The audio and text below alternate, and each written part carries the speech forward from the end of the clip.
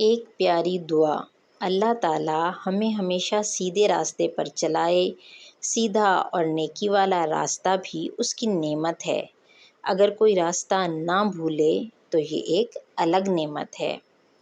آج کل کچھ لوگ دین کی آڑ میں طرح طرح کی گمراہیاں پھیلانے کی کوشش کر رہے ہیں۔ ان کی غلط باتوں سے بچنا بھی اللہ تعالیٰ کی طرف سے نعمت ہے۔ سیدھا راستہ جو اللہ تعالیٰ اور اس کے رسول صلی اللہ علیہ وآلہ وسلم کا راستہ ہے، یہ راستہ جنت کی طرف جاتا ہے۔ اس راستے پر چلنا اور اس کا ملنا بھی بہت بڑی نعمت ہے۔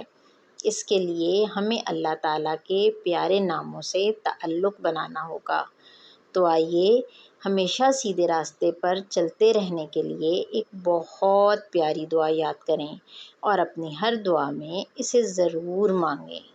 تمام بچوں کو اور بچیاں اپنی سہیلیوں کو یاد کروائیں، امی ابو کو بھی یاد دہانی کروائیں کہ وہ لوگ بھی اس دعا کو یاد کر کے مانگیں۔ دعا بہت آسان ہے اور ہو سکتا ہے آپ میں سے کئی بچوں کو یاد بھی ہو۔